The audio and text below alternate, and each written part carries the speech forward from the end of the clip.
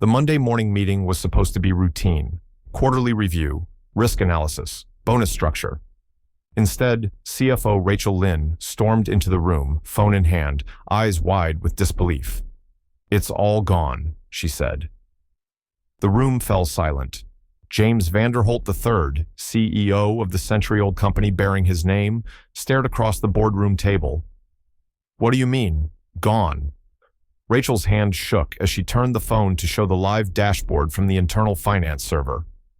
Every 401k account, every investment fund tied to our employee benefits division, emptied, frozen, or rerouted. A pause, then, "We've been hacked." 30 minutes later, federal cybercrime agents were on the line. By noon, the press had caught wind. By sundown, 6,000 employees were logged into their benefit portals, watching their retirement vanish in real time. News vans circled the building. James stood in his corner office, hands behind his back, as the sky turned gray. Generations of legacy were about to go down the drain, and no one knew how it happened. Except, maybe someone did. That night, James got a message on his secure line. No caller ID, just a voice. "They didn't get in through code. They got in through people. You want to find out who? Don't look up the chain. Go down." The line went dead. James sat in silence, then made a decision. The next morning, a new temp named Cal was clocked into the shipping department of Vanderholt's South Chicago warehouse. Average build, steel-toed boots, faded Carhartt jacket. No one recognized him as the CEO. That was the point, because the only way to catch a snake in your house is to crawl on your belly and feel where the floorboards creak. The South Chicago warehouse smelled like diesel, sweat, and stress. James, Cal, pushed a hand truck across the cold concrete floor, careful not to overplay the role. He let the others show him the ropes, scanning inventory, loading crates, avoiding the line supervisor's glare. By noon, he'd learned two things. The warehouse wasn't following protocol. No one here trusted upper management. And why should they? Their retirement was gone, their paychecks delayed, and no one had answers. Except for rumors, wild, hot, and spreading fast. "Bet the brass wired the money offshore," muttered a burly man named Dale, "probably laundering pensions through Cayman accounts." "Or they're testing us," said Tanya, a sharp-eyed floor lead. "See who'll quit before they find the money again." Nobody suspected the new temp was the man behind the desk, they all cursed. During lunch, Cal sat in the break room surrounded by vending machines and old posters about safety and teamwork. No one talked about work. They talked about Ernesto. "He got fired 2 weeks ago," someone whispered. "Said he accessed restricted files." "Bull," someone else said. "He found something. Said he saw ghost transactions on his shift. Stuff being scanned that never left the dock." "He tried to print it," Tanya added, eyes narrowed. "Next day he's gone, and no one's heard from him since." Cal scribbled notes on a receipt in his pocket. "Ernesto, ghost scans, 2 weeks ago, just before the breach." That evening, Cal slipped out of the building and circled around to the old dock camera server. He knew this system. He'd approved its installation back in 2011, and he knew its one flaw. It archived backups locally for 30 days, unless someone erased them manually. He plugged in a portable drive. The feed was mostly boring. Boxes, forklifts, more boxes, until timestamp, 6:47 p.m., 13 days ago. Ernesto appeared on screen, alone. He scanned a crate, then turned to a terminal, then paused, looked over his shoulder, typed something fast, froze, and turned to face someone off-screen. That's when the feed cut. Cal froze. Someone had deleted the rest. Back in the locker room, he heard the conversation. Two guys, mid-conversation, didn't notice him step in. "You think Ernesto talked?" "No way. The girl made sure he stayed quiet. She's too careful. She has an eye on everything." "You mean Tanya?" "Shh. Don't say names. You never know who's listening." Cal grabbed his gear and left, pretending he didn't hear, but inside, his gut churned. Tanya. The same Tanya who defended Ernesto. Was she protecting him or silencing him? Later, alone in his motel room, Cal pulled out the backup and analyzed the scan data. Ernesto's last shipment ID rerouted to a second off-the-book server. The destination, a shell vendor, registered as Safe Path Logistics, a company James Vanderholt III had never authorized. Safe Path Logistics. On paper, it was a harmless third-party vendor, receiving surplus from Vanderholt Industries for off-site storage optimization. Cal ran the LLC registration. The company was formed 7 years ago, and the registered agent, M.J. Cole. The name meant nothing to Cal, but the address linked to a small office suite in Evanston, now empty, mail still in the slot, lights off, a for lease sign taped inside, no staff, no forwarding info. Classic shell behavior. Cal made a call to an old contact in corporate investigations. Within the hour, he had a deeper file. Turns out, M.J. Cole was short for Marjorie Jean Cole, a name that hadn't appeared in Vanderholt records since 1986. Why? Because she had been disbarred as the firm's internal auditor during a mid-'80s scandal over hidden executive pensions. Cal leaned back in his seat. This was no coincidence. That night, back in his motel, Cal pulled out a key from his wallet, a brass master inherited from his grandfather.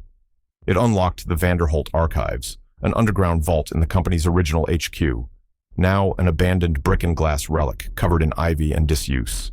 He went alone. The vault smelled like dust, ink, and old leather. Inside, rows of ledgers lined the shelves, handwritten records from 1923 through the early 2000s. Long before digital dashboards and private consultants, Cal found what he was looking for, the 1985 ledger. Inside, buried between longhand payroll entries and executive bonuses, he found a curious entry. Transfer of deferred equity under agreement with MJC per grandfather clause, to be reissued under dual signatory authority in 2023. A note was scribbled in the margin in his grandfather's handwriting. This loophole should never be used. But it had been. Back at the motel, Cal connected the dots. The breach didn't just drain the 401ks, it triggered a dormant clause from decades ago, a forgotten equity trust that could be reactivated under false pretense, with 2 digital signatures. One was buried in the old systems, his grandfather's.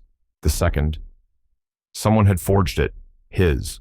There was only one group of people who had access to both, the Vanderholt Board of Directors. And suddenly, Cal remembered something from Rachel's panic during the breach. The fraud started before the accounts drained. Someone moved the control key 2 weeks ago. Someone on the board had reactivated an ancient power structure and used James's digital signature to authorize the hack. But the question wasn't just who.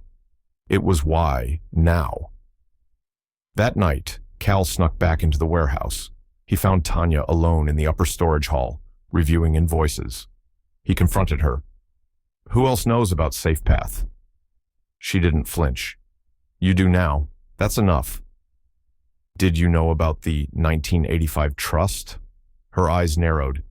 You talk like someone who's not here for a paycheck. Cal stepped forward.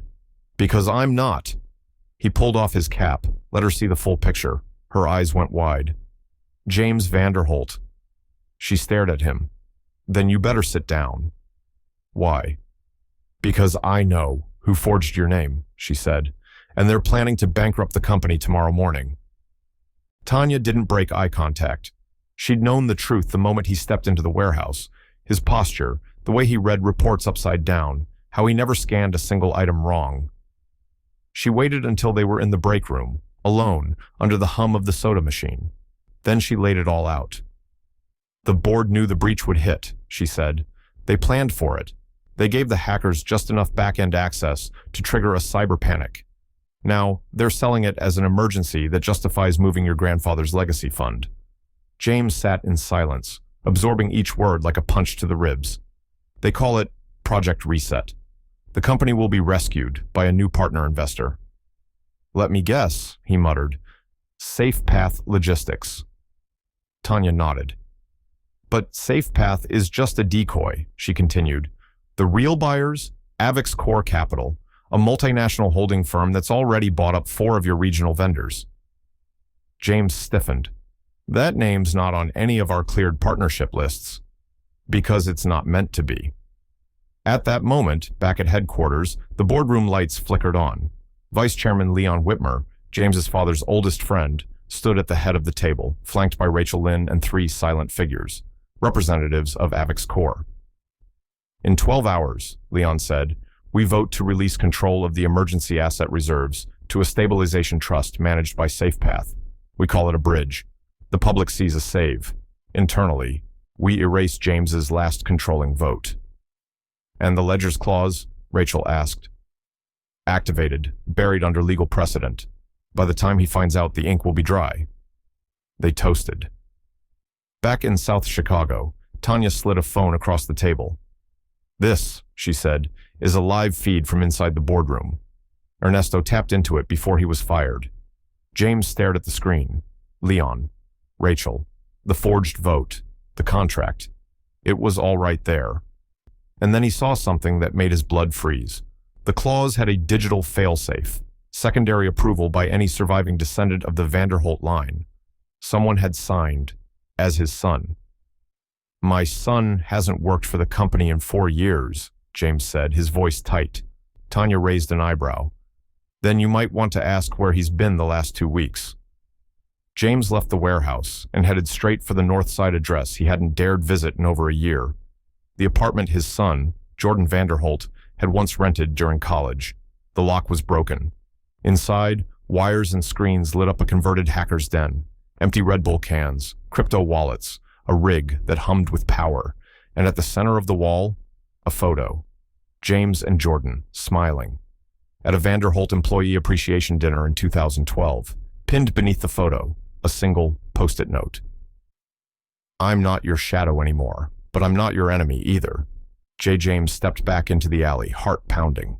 The board was counting down to a takeover. His son was alive and somewhere in the system, and the only path to saving the company might run through the very code Jordan used to take it apart. The clock was ticking. T-minus 7 hours until the board vote. Tanya and James worked in silence, camped in the warehouse's upstairs logistics office, a room long abandoned but still wired into the company's original intranet.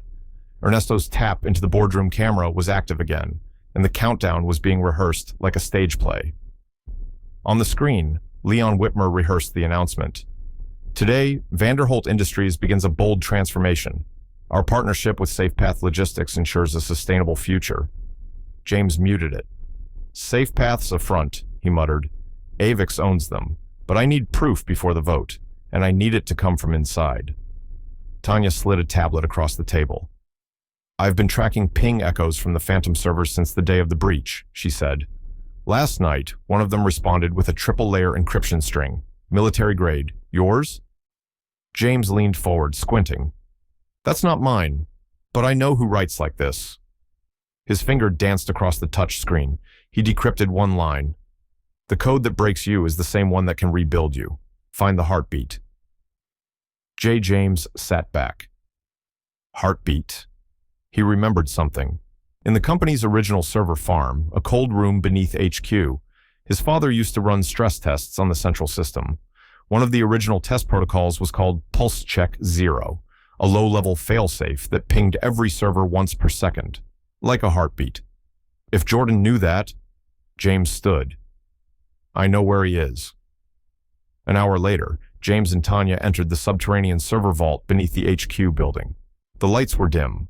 Most of the racks were decommissioned, but one, marked with red tape and a maintenance tag, still blinked softly. He found a terminal. System boot active. Pulse check 0. Connected node 1. User J. Van Echo. Van Echo, James whispered. He used to call himself that in games. He accessed the node. It opened a mirror of the company's current voting protocol, including the forged dual signature authorization. And underneath it, a hidden script, ready to trigger, a reverse takeover protocol. "Wait," Tanya said. "He embedded a kill switch?" James nodded. "If the vote finalizes with both signatures, it launches a backdoor trace and exposes everyone involved. It's a trap." "But that means it only works if I let the vote happen." Upstairs, the boardroom buzzed with false confidence. Rachel prepared the announcement to shareholders. Leon double-checked the legal language, and someone else, someone James never suspected, was watching all of it from the corner. Carolyn Beckett, the company's head of human resources, the one who had quietly rewritten the 401k packages last year, the one who oversaw terminations. She opened a separate channel, to Avix Core. He's onto it. I saw him near the basement servers. Yes, I can trigger the vote early. Number, he won't reach the room in time. She smiled. The CEO's legacy ends today. I made sure of it years ago. Back in the vault, James stood frozen. Calyx, his old personal AI system, now decommissioned, had activated a dormant voice file from Jordan's code. If you're seeing this, Dad, it means I beat you here. But I didn't destroy the company. I exposed the ones who were already doing it. You weren't the villain. You just weren't watching the right villains. James's hand hovered over the confirm button. Let the vote happen? It felt like suicide, but maybe it was the only way to finally burn the rot out from the inside. He closed his eyes and pressed Execute Trap Protocol. The boardroom was packed, not with people, but with power. Leon Whitmer stood at the head of the table, flanked by SafePath's legal team and two black-suited observers from Avix Core. Rachel Lynn sat near the end, silent and pale, scrolling nervously through her tablet. Carolyn Beckett, crisp in a gray suit, watched like a hawk from her corner seat. Motion to vote on Vanderholt SafePath Integration Proposal 118-B, Leon said. Seconded, Carolyn added smoothly, eyes never leaving the screen. Motion carried. Finger by finger, the board pressed their biometric pads. One by one, the lights turned green. The final approval popped on screen. Dual authorization received name, James Vanderholt III. Co-signatory, Jordan Vanderholt. Status, complete. Leon grinned, and just like that, we step into the next 100 years. Then the projector flickered. Trigger protocol initiated unauthorized ledger signature detected data injection sequence. Leave internal network mirrored to shareholder. Portal internal audit enabled in real time, and the flood began. Emails, wire transfers, fake invoices, 401k reroutes, shell companies, video files, confidential memos, all of it streaming to the screens of every Vanderholt employee with an account, in break rooms, on phones, inside terminals, even on the giant digital billboard outside headquarters. One file flashed brighter than the rest, a video recording from a security drone near the executive garage, Carolyn meeting with an Avix executive 6 months prior. Her voice, clear as glass. Once he's out of the way, we'll break the legacy trust. The workers will blame James, not us. The room erupted. Rachel stood, stunned. What is this? Leon spun on Carolyn. You lied. You told me James was selling. She didn't answer. Instead, she reached for her bag. Security stepped in, called by Rachel, just as Carolyn pulled a small drive from the side pocket. I backed up everything. I thought he might come back, she said coolly, but I never expected him to beat the system. Leon pointed a shaking finger. You said this would be clean. It was clean until your greed made it messy. Downstairs, James and Tanya watched it all from the vault. The signal was still live. The board was eating itself alive on camera, and the entire company had become witness. Tanya turned to him. You did it. No, James said. We did it. And so did Jordan. He tapped a final key. Trust lockdown. Active fund frozen. Audit pending. CEO rights. Reinstated. Full authority granted. Later that night, the headlines were already exploding. CEO James Vanderholt exposes historic internal sabotage. 401k collapse was orchestrated, not random. Avix Core under federal review after cyber whistleblower leak. Carolyn was arrested. Leon stepped down. Rachel flipped, providing evidence of collusion in exchange for immunity. But James didn't take the stage. He didn't bask in the spotlight. He rode the elevator to the roof, where a private call was waiting. Hello, he said. A long pause. Then, told you I wasn't your enemy. James smiled. Where are you? Somewhere I can do more good on the outside than the inside. I'll keep watching. You still hate the family business? Jordan chuckled. I don't hate it. I just needed it to change. So did I, James said. Thanks for pushing me. A beat. You saved the legacy, Dad. Now make it worth something. The line clicked dead. For the first time in weeks, the Vanderholt building was quiet. No media vans outside, no emergency board meetings, no whispers of collapse. But the silence didn't feel like victory. It felt like a storm had passed, only to reveal the damage beneath. James sat alone in his office, the same one his grandfather had used. He hadn't been back since going undercover. Now, he looked at the space differently. The leather chair, the oak table, the old painting of the original steel mill in 1923. Legacy meant nothing without trust, and that was still broken. That morning, he met with the pension committee. They didn't celebrate. They stared. "You expect people to forget what happened?" one employee asked. "You were CEO when the 401ks got wiped." "They're being restored," James replied, "with interest. Full recovery is coming. We're using the clawback from the board's hidden accounts and freezing their severance packages." Another employee, gray-haired, steel in his voice, leaned forward. "You say the right things now. But where were you before?" James nodded slowly. "I was where you all thought I was. Behind the glass. Too comfortable. Too disconnected. That ends now." He pulled a file from his briefcase and slid it across the table. It was stamped. Legacy Review Audit. "I want a full employee co-op subboard, internal votes, no more secrets, not from me, not from anyone." The room stayed quiet, but someone finally nodded, then another, and another. Back in the vault that night, James returned to the shelf with the old 1985 ledger. He flipped further this time.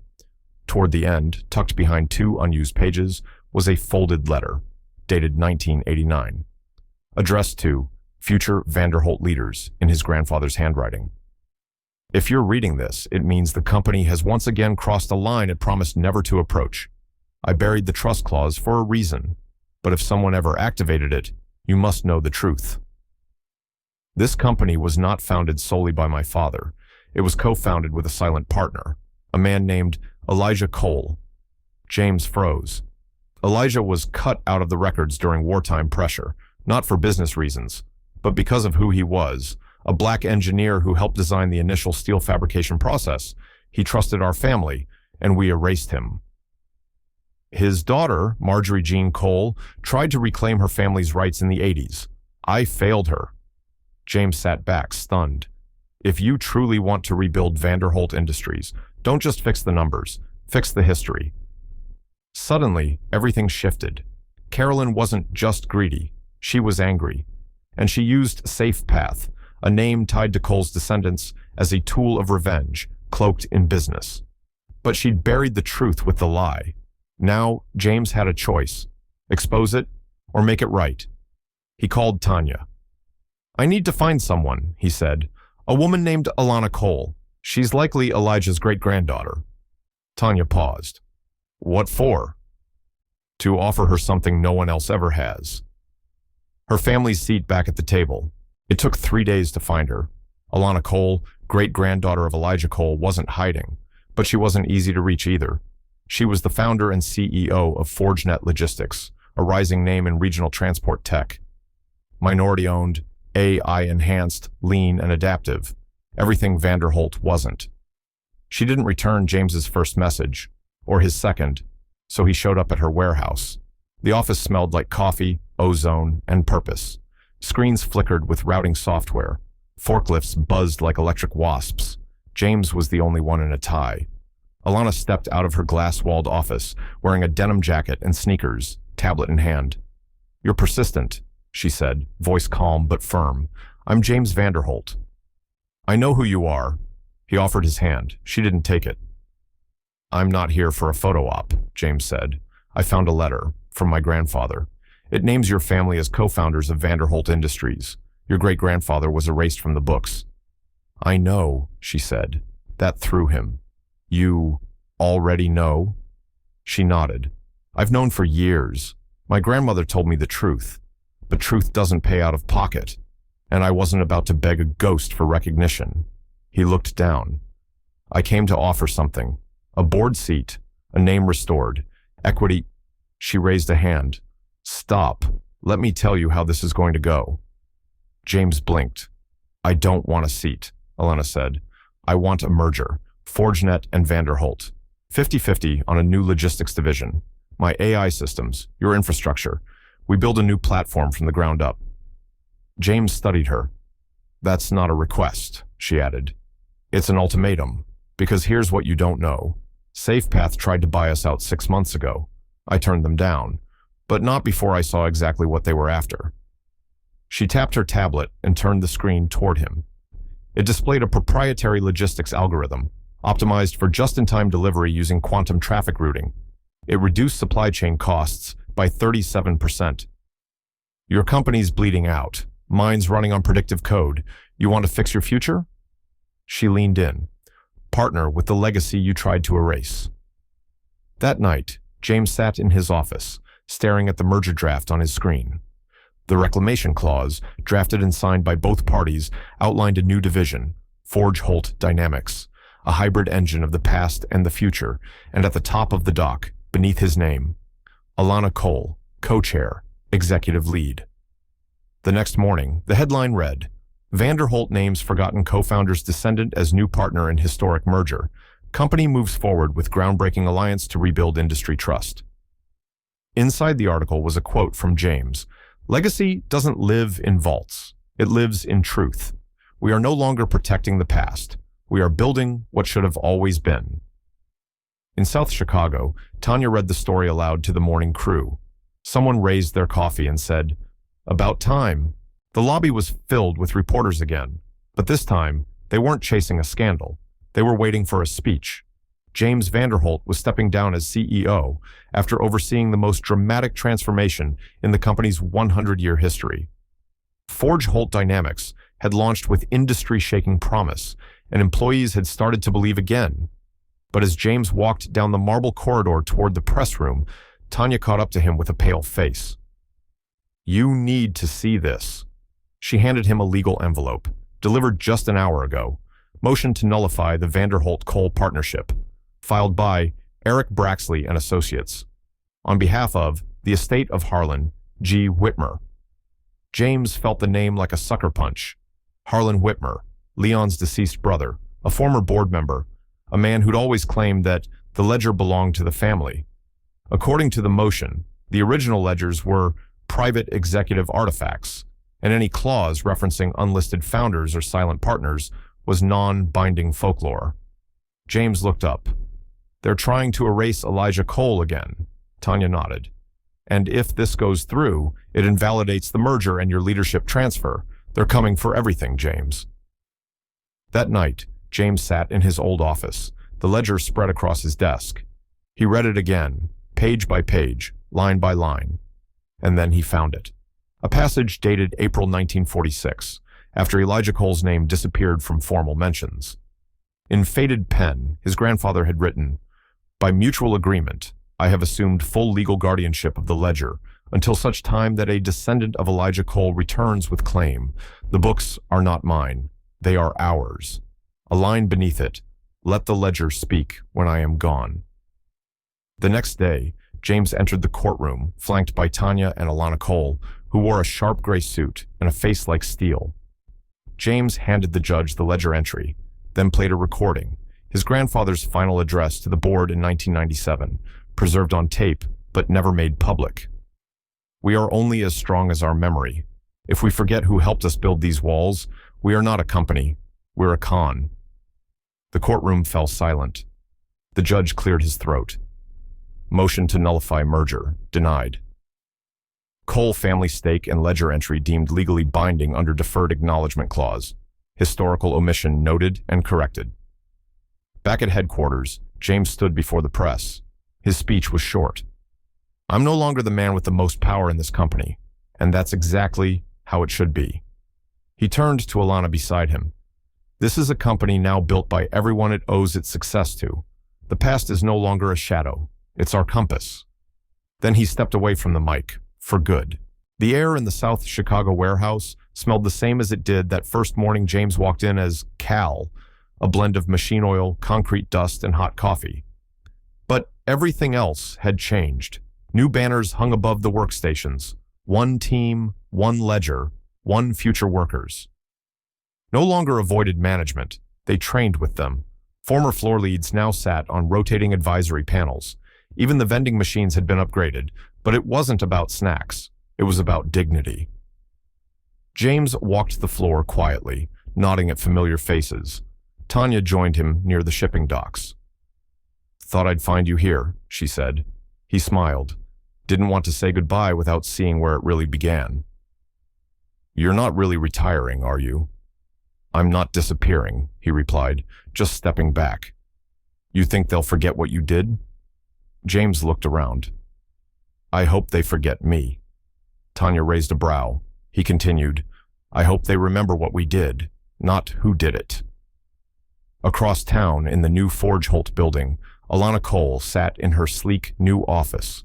On her desk, a framed blueprint of the original steel press Elijah Cole designed in 1923, signed by her great-grandfather and George Vanderholt, side by side. Her assistant entered with a sealed envelope. "No return address," came through the private mail chute. Alana opened it. Inside, a photo. Grainy, black and white. Elijah and George, standing in front of the mill, smiling, and behind them, barely visible, a young janitor, holding a broom, looking directly at the camera. On the back, scribbled in blue ink, "Legacy isn't built by the names on the door. It's built by the hands that open it every morning." Attached was a second slip of paper. "Dear Ms. Cole, my name is Ernesto. I never stopped watching. You did what I couldn't. You brought it full circle." Back at the warehouse, James stood by the original steel beam planted when the building opened in 1923. He touched the cold metal, then reached into his coat pocket and placed the final key from the original vault inside a sealed shadow box. A plaque beneath it read, "This key once opened a legacy. Now it belongs to the future." As he walked out, the new CEO passed him at the door. A young woman, once a forklift operator, promoted through the co-op board. They nodded. No words exchanged, none needed. The ledger no longer belonged to James. It belonged to everyone. If this story moved you, hit like, share it with someone who needs to hear it, and subscribe for more powerful stories that reveal what lies beneath the surface.